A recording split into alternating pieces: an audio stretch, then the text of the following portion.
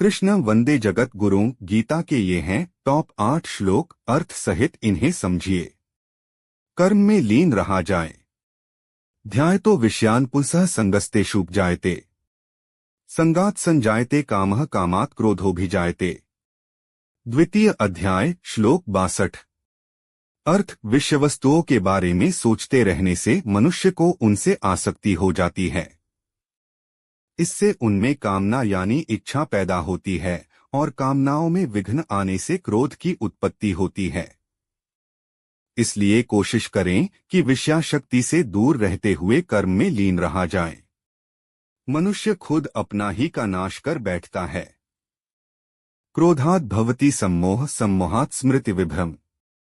स्मृति भ्रंशात् बुद्धिनाशो बुद्धिनाशात् प्रणश्यति। द्वितीय अध्याय श्लोक 63। अर्थ क्रोध से मनुष्य की मति बुद्धिद मारी जाती है यानी मूढ़ हो जाती है, कुंद हो जाती है। इससे स्मृति भ्रमित हो जाती है। स्मृति भ्रम हो जाने से मनुष्य की बुद्धि नष्ट हो जाती है और बुद्धि का नाश हो जाने पर मनुष्य खुद अपना ही का नाश कर बैठता है। मानव उसी का अनुसरण करने लग जाते हैं। यद्यदाचरति श्रेष्ठस्तत्तदेवेतरो जन स यत् प्रमाणम कुरुते लोकस्तदनुवर्तते। तृतीय अध्याय श्लोक 21। अर्थ श्रेष्ठ पुरुष जो आचरण यानी जो काम करते हैं, दूसरे मनुष्य आम इंसान भी वैसा ही आचरण वैसा ही काम करते हैं। श्रेष्ठ पुरुष जो प्रमाण या उदाहरण प्रस्तुत करते हैं, समस्त मानव समुदाय उसी का अनुसरण करने लग जाते हैं। आत्मा को न शस्त्र काट सकते हैं। नैन छिद्रन्ति शस्त्राणि नैन दहति पावक।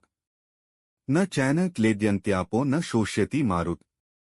द्वितीय अध्याय श्लोक 23।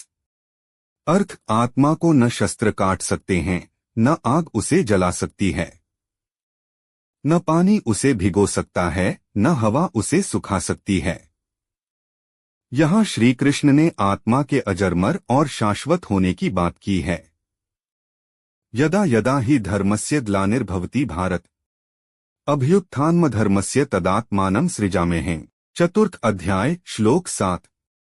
अर्थ हे भारत अर्जुन, जब जब धर्म की ग्लानि हानि यानी उसका क्षय होता है और अधर्म में वृद्धि होती है, तब तब मैं श्री कृष्ण धर्म के अभ्युत्थान के लिए स्वयं की रचना करता हूँ अर्थात अवतार लेता हूँ।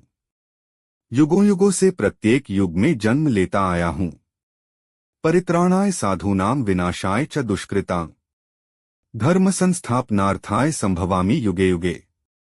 चतुर्थ अध्याय श्लोक 8।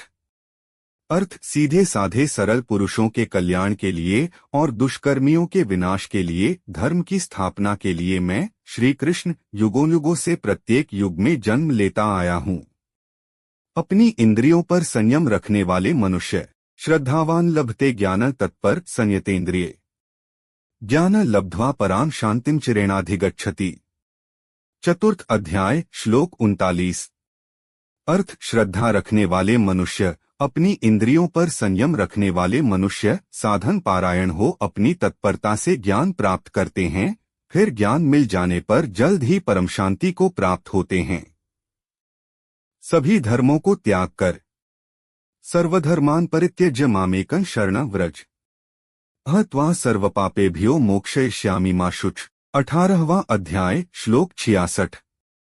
अर्थ हे अर्जुन, सभी धर्मों को त्याग कर अर्थात हर आश्रय को त्याग कर केवल मेरी शरण में आओ। मैं श्री कृष्ण तुम्हें सभी पापों से मुक्ति दिला दूंगा, इसलिए शोक मत करो।